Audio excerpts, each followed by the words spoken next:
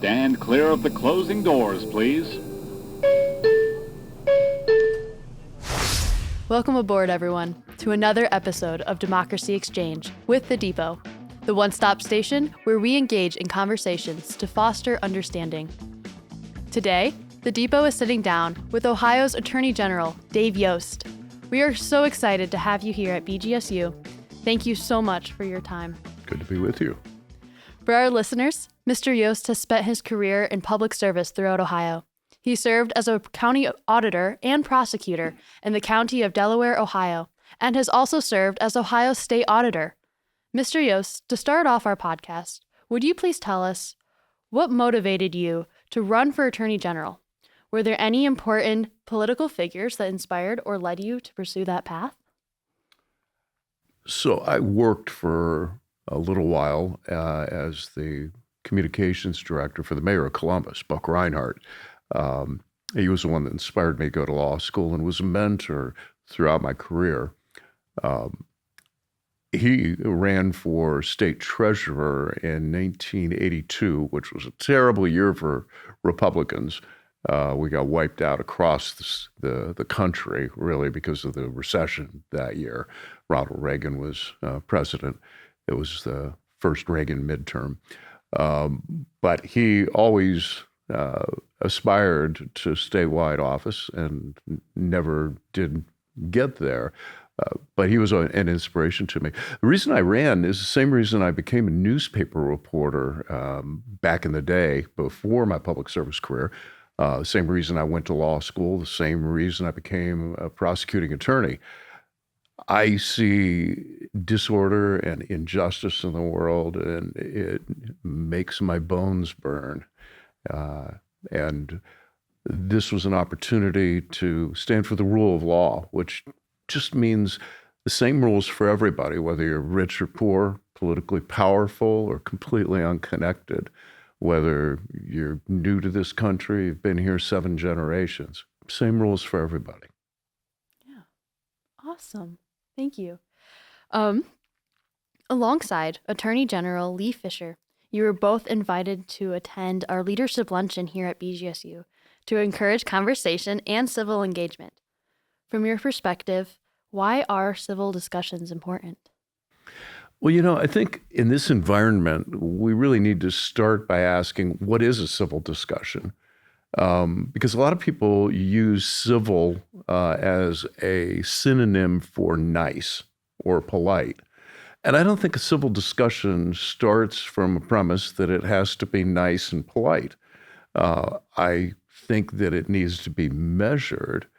But let's ask ourselves, what does it mean to be civil? And so I think it starts with the recognition that the person you're talking with is a human being entitled to the same respect and dignity of every other human being. I draw from the wellspring of my faith, which says that we are all created in the image of God. But whether you take that dignity, that equality before the law, as a originating from faith, or whether you simply take a Jeffersonian deist approach that is maybe less specific, it has to start there. Because if we don't have that respect for each other, then any discussion, indeed our ability to even live together, completely falls apart. And in our moment in time, we have people on the left that are saying people like I are fascists, that our views, that our opinions are so objectionable, so hateful, that we're not entitled to respect. We're not entitled to a place in the public square. And conversely, there are people on my side of the aisle, regrettably, who say that, there are progressives that want to destroy our country, destroy what America stands for. Now, don't get me wrong, I'm a Republican for a reason, and I think that there are progressive ideas that are destructive. That doesn't mean that the people that hold those views are somehow less or not patriots or don't love America. So I think when we're talking about civil discourse, we have to start from the position that it may get heated. It may not be comfortable. That's not what civil discourse means. Civil discourse means I'm not going to attack you for who you are. I am going to oppose your ideas. It starts from the idea that we are of equal worth and value before the law, equal dignity as humans, and that whatever our differences, they are less than those commonalities. But don't mistake civility for merely being quiet or well-mannered, because I don't think civil discourse requires that. And if it does, I think the American experiment has not been terribly civil. Yeah. And you probably bring that attitude all the time to your courtrooms and to all of your cases that you've ever prosecuted or defended. The courtroom's a great analogy. I fight like hell in court. I don't go to court these days. I supervise an office of 400 lawyers who go to court. But when I was prosecuting attorney and still going to court, I fought like hell in court. Now, that doesn't mean that the defense lawyer who was defending a criminal didn't deserve to be there, or that they were not serving a valuable function. In fact, they were serving an indispensable function for democracy. They're restraining the government because the government has the power to throw you in jail, to take your money, in certain circumstances, to even take your life. That's a big deal. And we restrain the government from doing that and require in a criminal case that they prove their case by proof beyond a reasonable doubt. Well, how do we do that? The defense lawyer goes in and fights like hell against you. And so you can have that battle in front of the jury, still restrain your passions, but try hard to prove that your side is right and the other side is wrong. And that's a great simile, a metaphor for the larger political debates that we're in. Mm-hmm. Civility does not require me to have an open mind that, for example, that sex is a mutable fluid concept. I don't believe that. I believe that it's a biological fact. I understand that there are people that disagree with that, and I'm very willing to debate the issue and have debated the issue in court and in legal briefs. That doesn't mean that that other person is evil because of the ideas that they hold. And I think that's what we're missing. But it doesn't require us to be open-minded. When we have a debate, the person that I'm debating is trying just as hard as I am to convince our audience that we have the better side of the argument. Are there ever times where you believe open minds are crucial or necessary to those debates? Actually, I would start with a precursor to open minds, which is humility. Yeah. So if we have humility, and I would say that that is the indispensable virtue for a government official, we start from a position that I don't know everything. Now, the degree of open-mindedness that I have should be commensurate with what I know. So if I am bringing a criminal case into court, I know a great deal. We've had an investigation. I have lived with this case for a long time. I've prepared it. I know it backwards and forwards. I know who did what, who said what, and I have my theory as to why. I don't have a very open mind when I go to court in front of a jury.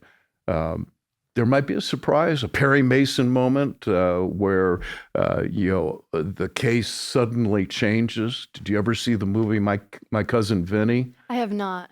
You got to watch it. Okay. Because the trial changes the prosecutor's mind about his case, and he should have. But that's the exception, not the rule. On the other hand, when I come in and I don't know much about anything on a subject, I should have an open mind because I haven't learned anything yet. I have no experience in it. Very true. And there's a continuum between the prosecutor who's ready to go to a jury and knows his case versus the public official or the citizen who's encountering something for the first time and doesn't really know very much.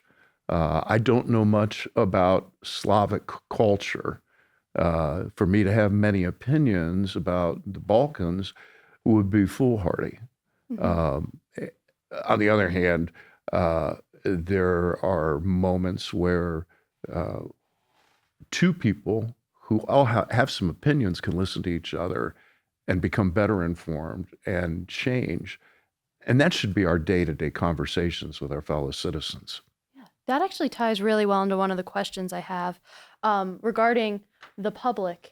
You are in a role of public service. You're the person who understands what's going on in the components of today's government and crime and current events. But for the average citizen in this representative democracy, you being the representative, them just trying to learn about our current events in the world. My question is, my generation has grown up in a time of rapid technological development and media development. I personally didn't experience the time before the internet and social media were interconnected with everyday life, which it is. And a lot of people are impacted every day by those changes in our media and our platforms that we see on our phones. With social media platforms changing how people interact with current events, how has criminal and legal enforcement had to evolve to keep up with the ever-changing world we find ourselves in when everyone's influenced by all of these different perceptions and nobody really has a common one solid source to rely on? Yeah, I think we've always had that issue to deal with. If you go back in time, there used to be 4 or 5 newspapers in large cities, and there would be a Republican newspaper and a business newspaper and a Democrat newspaper and maybe a labor newspaper, depending on the town. And they all they had different takes on what was important about the news, what news was important, and they had multiple different sources. What social media did was it democratized that. You used to have some money to buy a newspaper and have reporters and be able to produce that and distribute it. Social media and the internet have made it almost cost-free. The ability to do a podcast or to write a Substack or to, gain followers on Instagram or X makes it possible that the guy that used to sit down at the corner of the bar and drink his beer and spout off to 3 or 4 people that were in the bar now gets to have several thousand followers and do it, in front of everybody. I think that this is just a new kind. Here's the big change, though, that I think that has happened that presents a clear and present danger. I don't think it's a law enforcement challenge as much as it's a regulatory challenge. And that is the amplification that social media brings to our political discourse. Whereas it used to take a little bit of time, several news cycles for everybody to kind of know that something happened most of the time. And the ideas about what it meant took some more time. And it might be a week before there kind of is a solidified sense of things. Now it happens right now. Mm-hmm. And it happens because social media has this positive feedback system. Now, in engineering, positive feedback amplifies, but it also destabilizes a system and creates noise and distortion. Negative feedback is used to control a system and create stability. Think about if you've ever heard a squealing. Have you ever heard a squealing microphone? When there's a PA system. Yeah. Oh, it's horrible, right? Is. That's positive feedback. What's happening is the speakers are so loud that as I'm speaking into the microphone, it's going into the PA. The PA is reproducing it and feeding it back into the mic. That's why we call it feedback. And then it goes through the amplification again, and it's doing this in an infinite loop. And we get that horrible screeching sound. Mm-hmm. That's what social media does. It's positive feedback. So one of the things that I think we could and should do is create a breaker or a break that turns down that volume. Everybody has talked in the last 4 or 5 years about moderating content. But the problem with that is we're giving somebody the power to say, well, that's hate speech, we're going to take that down. Or that's objectionable, or that's beyond the pale, whatever it is. And we all are fallible humans with our own prejudices. That's a terrible idea, to give somebody else the authority to say what we can say and what we can't. But what if instead the social media platforms controlled the speed at which it disseminated? So instead of happening within the next 20 minutes and suddenly there's 2 million impressions, what if that took 24 hours or even 2 days to get to the 2 million? Then people have the opportunity to respond to it, to bring other facts, other viewpoints, to debunk things. And I think it changes the toxic nature of social media. I have a similar follow-up, but it relates to another question I have.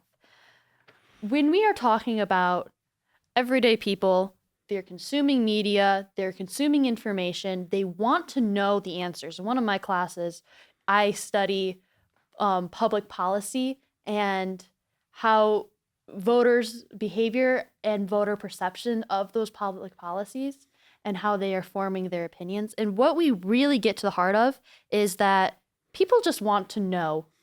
They just want to know the facts and they want to know the truth. It's all about, what is my truth? When it comes to that, in our polarized landscape that everybody has started to form into, because we all want to know what our truth is. And it has formed into, what does our party say our truth is? What does our identity say our truth is? When you are in a position where you are representing the state and you're looking at the state from a top-down point of view, and you are in charge of a bunch of attorney generals, and you're in charge of lawyers, and not attorney generals, you're an attorney general, in charge of lawyers, who all have cases that represent people. How does your office have to interact with the public opinion and the public behavior of what your outcomes of your office do? I'm kind of going off my script a little bit, but are there any important influences that will change or affect your stances and decision-making in your role? That's a great question, because as Attorney General, I'm supposed to be following the Constitution and the law, which is objective. The influences, I think, come from what the people think is important. So when I'm hearing a lot of interest about a particular subject, I'm going to pay attention to that personally. We may direct more resources in that direction. We may be looking at, is there a solution that we can bring or advocate for that goes beyond the simple function of the office? But let's pivot to something else you said that I think is really important. And it's become vernacular. It's common for people to talk about, quote unquote, my truth. What they really mean by that, and I think it's important to think this through, is they're talking about the things that resonate with me in the life that I lead and the experience I have, and it's different than yours. And I think that's valuable, and it's something not only to be accepted, but to be respected. But that doesn't make it true. It means that that's your lived experience. The truth is something that we all have to agree on is the same for all of us. Truth is not the same as validity. So your feelings are valid, but they're not shared by anybody else. They can't be replicated. Truth can be replicated. Truth is gravity. If I drop that bottle of water over there on the floor, it's going to hit the floor. It's the same for all of us. Now, you're a female. I'm male. I don't know what it's like to be a female in the world. I can read about it. I can listen to people tell me what it's like, but I can't share that. Does that mean that your experience is not true? No, but that's not really what truth is. Your experience is valid and needs to be respected.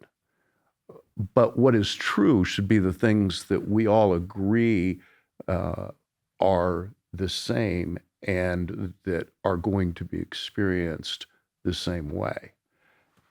I think by borrowing the idea of truth to mean what is valid and what our lives and what our experience are and what means is important to us, I think we further muddle our ability to have civil discourse. How does your office balance the tensions of our high political landscape while staying true to the Constitution and the facts of cases to find that truth amongst your work and the work of your lawyers? Great question. And I hate to keep sounding like a lawyer and saying, well, what do we mean by that word? But it's important because politics means a lot of things, and most people use it very loosely. So there's politics of the Republican and Democrat, the partisan politics. Mm-hmm. And I would hope that I don't take official actions of the office based on Republican or Democrat labels. But there's also politics in the sense of the struggle for the acquisition and maintenance of power.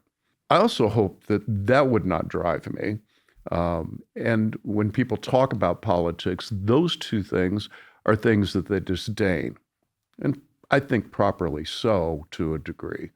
Another thing that politics can mean is our ideas about how the world is put together and how people interact and what is important.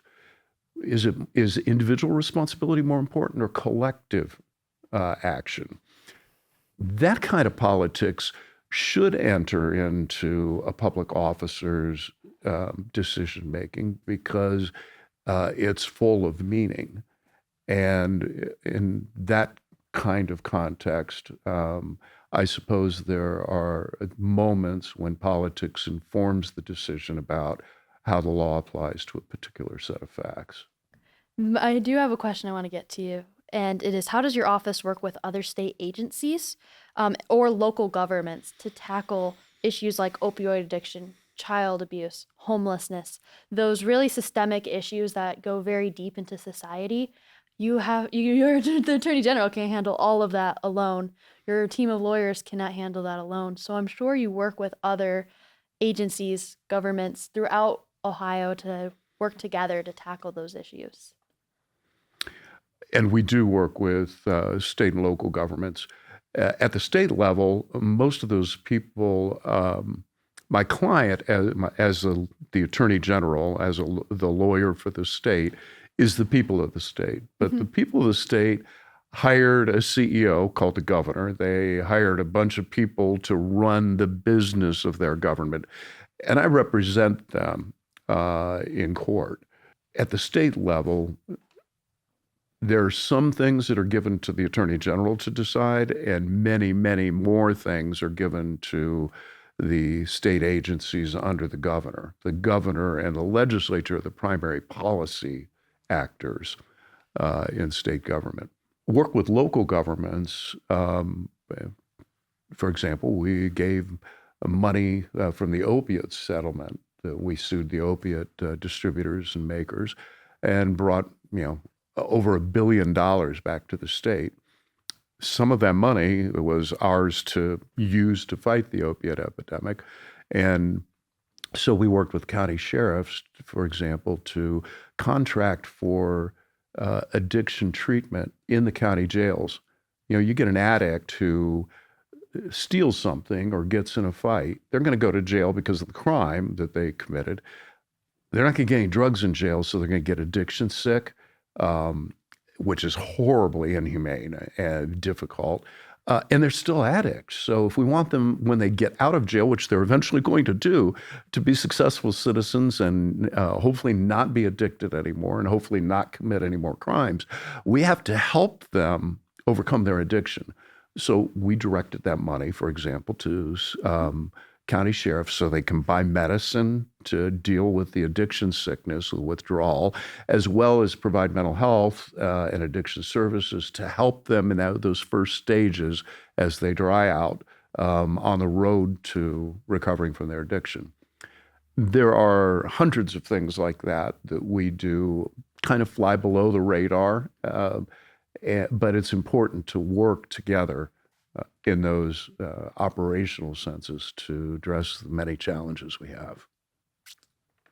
How do you listen to constituents from your role? Constituents are working, living their life in their cities. How do you stay in touch with them, listen to them, kind of like how you did when you were in public service before this role? Now you're up in the head role. How do you still fight for the Ohioans and make sure they are protected, make sure that their rights are secured, making sure you're fighting for what they need? So, first of all, I'm out in public. We're going to be at a lunch here on campus shortly. I'm going to get there a half hour early, and I am going to spend time talking to faculty and students, and they're going to tell me what they think. Yes. And people recognize me in the grocery store, at the dry cleaners, and stop me and tell me what they think or about the problems that they're facing. We also have a consumer affairs section, which we've got a call center with about, I think, 13 or 14 people who take calls all day long. And that data, some of it's, can you help me with this? And it's a one-off, and we do that. Other times we are hearing from the constituents about something that they're upset about or something that they see developing. And that information comes back to my staff and ultimately to me. So I listen a lot. I also watch the news media because, that's a channel for the people to be able to talk to me as well. Awesome. We are starting to wrap up our podcast. And to finish up, I have one last question, and it is for all of those prospective students like me who are preparing for careers in public service. Maybe we want to be lawyers. Maybe we're criminal justice majors and we want to go and be the sheriffs and officers or the lawyers of the next generation. What advice would you have for us? What would you say to us if you could talk directly to those criminal justice majors, those political science majors, your forensic science majors, anything like that? I would tell you something that you won't understand for a little while until you have a job. Authority and power are never given to you as a reward or as something you earned or a recognition of a job well done. It's always given to you for the people over whom you have authority. It is not a perquisite of office. That's where we get the word perk, the perks of the office, the perquisites, the things that go with it. Your authority is given to you to serve. It is given for the benefit of the people over whom you exercise the authority. I think that across all of our institutions, we have lost track of the fact that authority should limit your options, not expand them. There's a great book came out a few years ago, late teens, by a guy named Yuval Levin. He's a scholar at the American Enterprise Institute, called A Time to Build. And he spends a pretty good amount of time looking at the unremarkable fact that our institutions in America have lost credibility and are becoming ineffective. They're deteriorating. Mm-hmm.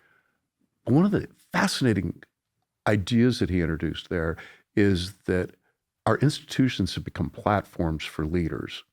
So whereas for most of history, an institution would limit what you could do, let's say you're the CEO of a hospital.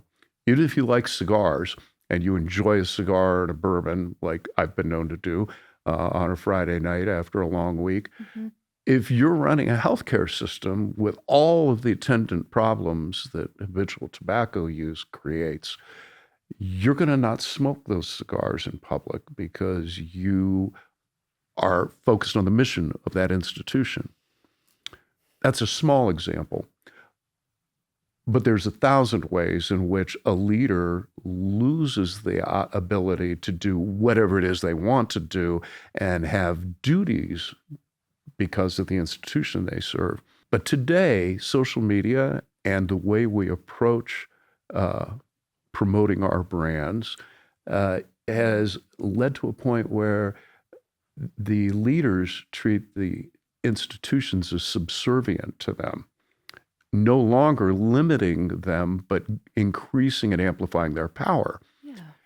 That, Yuval Levin argues, I think correctly, is degrading the effectiveness of those institutions. And so to those who aspire to public office or to public service, whether that's appointed or elected or simply leading, maybe you're going to lead a business or an institution, a corporation, I would encourage you to remember that the authority that's given to you is for a purpose, and it is unrelated to you or your ambition. I can see how that would be relatable. As a student, just entered my 20s, I can tell from my generation that there has been a lack of trust among our leaders because we've grown up in a world that's so polarized and everyone is so at each other's throat that people are scared about the future of our democracy. And I really like that advice. And I hope my generation can be better. Sorry, this is offensive. Be better than generations before us. And when we are leaders, I really hope that we do take the authority that we are given and we remember to do public good. Or BGSU, that's our model, a public university for a public good. And I really wish that more politicians would take that model into their heart. And I have hope for our generation that we will. So thank you for those words. Thank you for being on this podcast and for your time. It's been a pleasure. I'm really grateful I got to interview you today. As we finish up this podcast, I'd also like to thank our production team and the Depot. So our production team, Bryn Drybeck, Julia Amlin, and Thomas Williamson. And special thanks to the Falcon Radio and for our professor, Robert Alexander, who is the founder of our Depot. It's been a pleasure to be your host and researcher, along with my colleague, Connor Hand. Please make sure to join us next time for the Democracy Exchange with the Depot. Bye-bye for now. Thank you so much for listening to this episode. I hope all of you enjoyed it. And yesterday was Election Day, so I hope that you are all able to go out and vote and make a difference in this democracy. If you're interested in finding the video version of this podcast, you can find us on our YouTube page at BGSU Depot. If you'd like to keep up with what we're doing, make sure to follow our Instagram, Twitter, and TikTok at BGSU_Depot. Thank you so much, and tune in next time.